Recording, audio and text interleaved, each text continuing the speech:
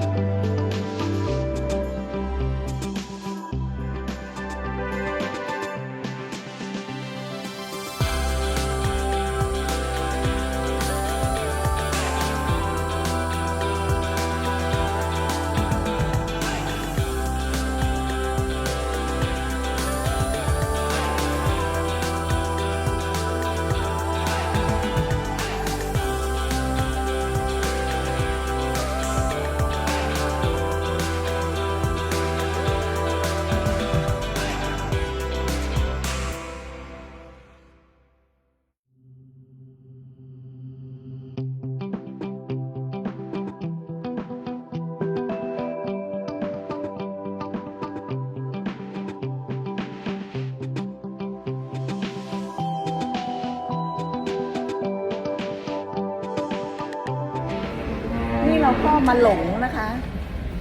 หลงทางอยู่ในอันเดอร์กราวด์เนาะในอันเดอร์กราวด์ค่ะ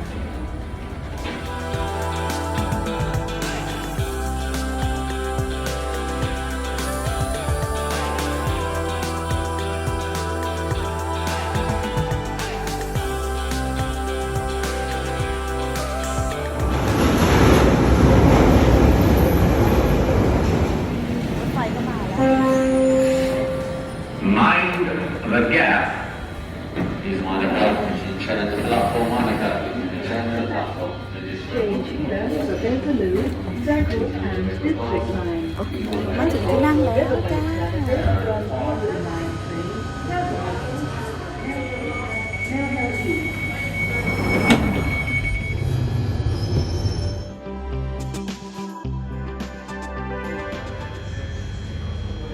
This is the Northern Line train traveling.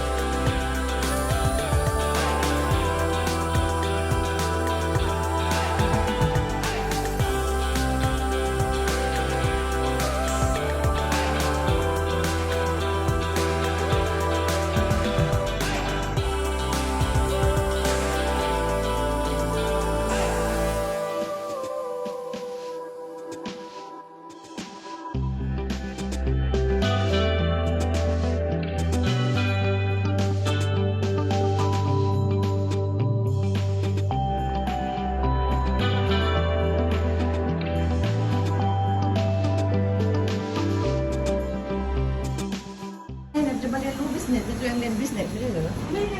นั่งกินข้าวก่อนนั่งกินข้าวก่อน เอาเข้าไปก่อนเข้าไปก่อน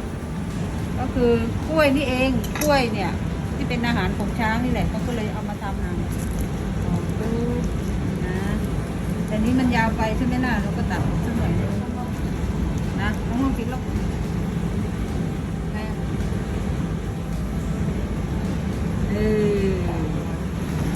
เอาเลย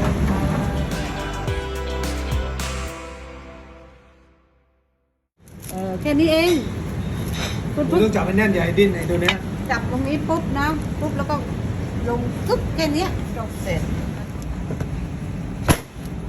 มันแข็งใช่ไหม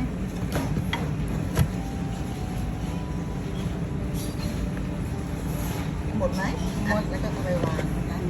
ละแล้วก็ แล้วแต่เราตกแต่งนอนก่อน ทำไปเลยไม่ต้องห่วงเพราะว่าคุณปุ๊บก็กินไปจากบ้านแล้ว จ้ะ เดี๋ยวก็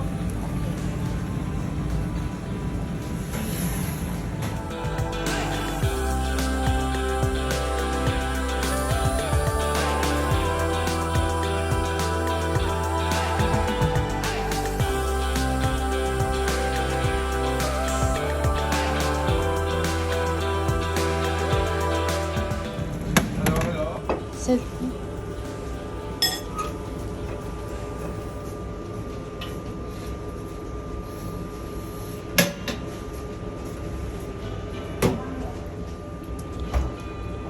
น้ำแข็งก็ถ้าไม่มีน้ำแข็งก็มีจาน อ่านเข้าเลยพออ่ะตรงไปเลยตามไปเลย Are you doing Thai iced tea?